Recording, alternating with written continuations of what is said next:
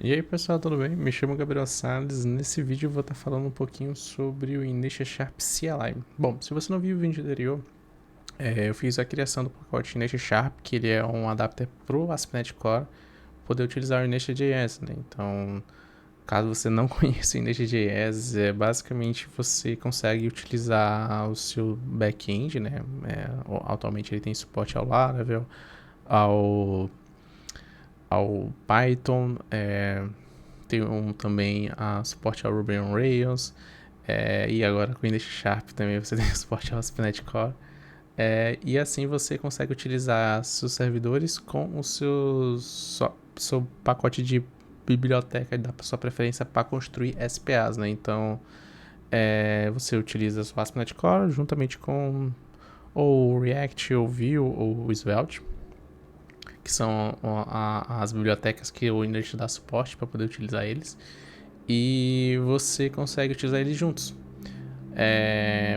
Vou estar mostrando aqui um pouquinho na demo aqui, né, como é feito, mas caso você tenha maior interesse, tem um vídeo que eu vou colocar na descrição, algum local desse vídeo aqui, algum card, para você poder ver mais um pouquinho sobre o pacote.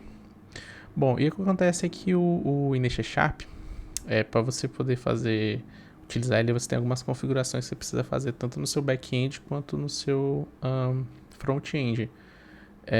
Só para mostrar um pouquinho melhor aqui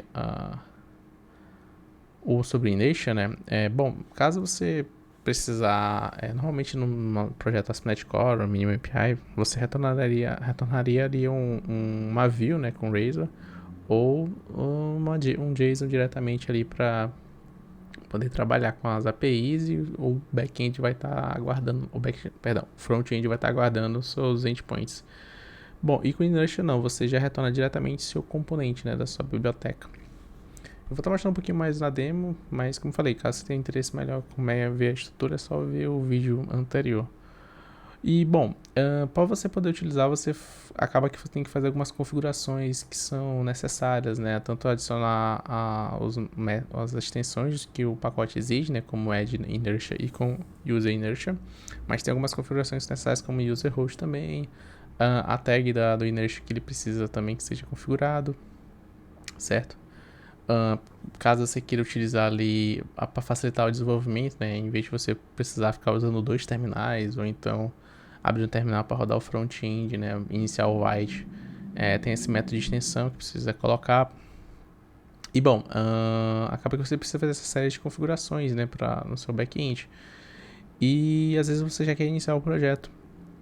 Você precisa também fazer a configuração do seu front-end, né, quando você cria seu projeto front-end, você coloca ali dentro da pasta cliente app do seu ASP.NET Core, na sua aplicação.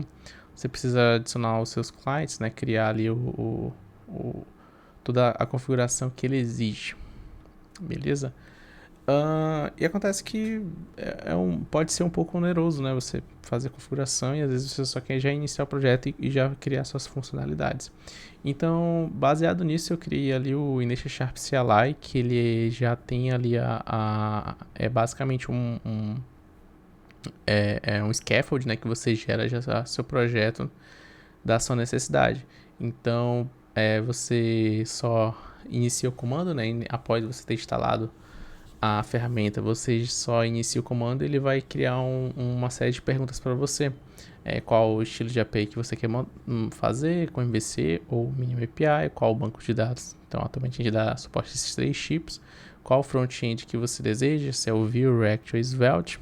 E se você precisa de autenticação nessa aplicação, caso o seu pitch ele já vai utilizar ali o ASP.NET Core Identity, certo? Bom, vamos já instalar aqui o pacote pra gente. Então a gente vai aqui no... Vamos abrir o terminal, né? Então, vamos tentar aqui instalar. O Inertia Sharp já tinha feito a instalação, né? Então, caso você... Essa vai ser a mensagem que você vai aparecer. Mas caso você não tenha, vai aparecer um prompt para você, né? Que foi instalado com sucesso. E aqui, quando a gente roda o comando Inertia Sharp, ele vai ter uma série de perguntinhas pra gente. Como eu falei, qual o modelo de API, qual vai ser o banco de dados, se deseja fazer a autenticação e qual é o seu front-end que você deseja. Então vamos preencher aqui os campos. Eu vou escolher MVC, vou escolher SQLite mesmo, vou escolher o React e vou querer também a autenticação. E ele dá esse breve resumo pra gente.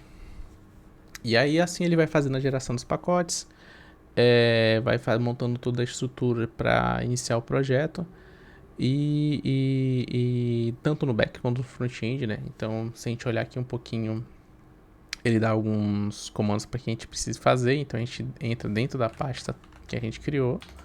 A gente precisa dar um build na nossa aplicação para construir os pacotes necessários da aplicação .NET, né? Que é o OBJ, o Bean. Ele pede para a gente rodar a nossa migration. Então, vou colocar um nome qualquer. Beleza, feito essa rodada da nossa migration, vamos agora rodar a nossa aplicação.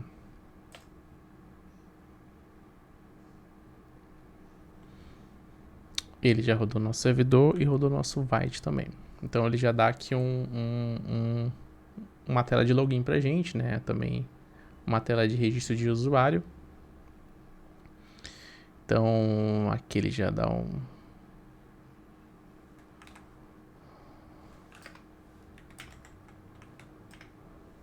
E esse é os nossos componentes iniciais, né? Então ele dá um dashboard bem simples, né? Que você consegue visualizar aqui, já tem alguns componentes. Você tem uma tela de profile que você consegue já atualizar seus dados de perfil, alterar sua senha atual. Então ele já dá toda essa montagem, né? Então se a gente for aqui na aplicação que ele monta pra gente, como eu falei, ele já monta o nosso cliente app, já monta uma estrutura pra gente de componentização, de layouts, né? Então você já tem toda uma estrutura já de início, né? Você tem literalmente um starter kit da sua aplicação. E aí você só inicia a implementação das suas funcionalidades. Como eu falei, caso você não conheça, né, o Inertia, aqui normalmente a gente retornaria aqui um JSON, que aí nosso front-end estaria aguardando ali os endpoints, ou então uma view diretamente, então usando o Razor, né, do próprio ASP.NET Core. E aqui a gente vai estar utilizando um componente da nossa própria biblioteca. Então esse admin users, e users é um componente já que espera. Aqui você retorna o path do seu componente e aqui as propriedades que ele espera. Então aqui todos os componentes que a gente estiver utilizando, que vão ser as telas da nossa aplicação, eles vão estar esperando ali as props. Então esse users é literalmente a tela é o retorno da nossa aplicação aqui, das nossas propriedades. Beleza? Ele consegue fazer o match e você consegue utilizar todos esses dados aqui no seu componente. Beleza? Então, o Inertia CLI veio justamente para você só já ter um começo da sua aplicação. Você já tem ali o sistema de autenticação, já tem um sistema de usuários, certo? E você consegue utilizar ali todo o seu aplicação como você desejar. Então, se a gente for até aqui no Program, ele já tem todas as configurações do Identity, do Inertia que ele precisa, já cria umas autorizações, né, algumas policies para você poder utilizar já na sua aplicação.